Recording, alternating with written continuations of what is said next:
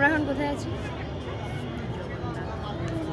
বলো? Welcome to সেরকম welcome to Jagannath Dham. Hi guys, বলো সেই কথাটা। ইয়ো ইয়ো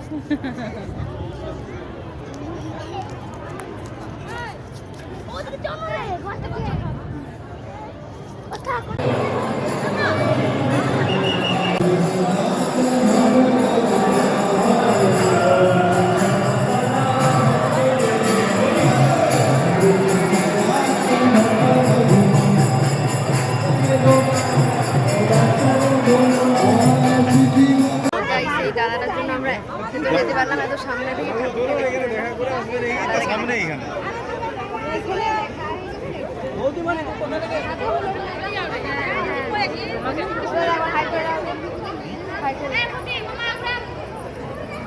তোমরা একবার করে দাও।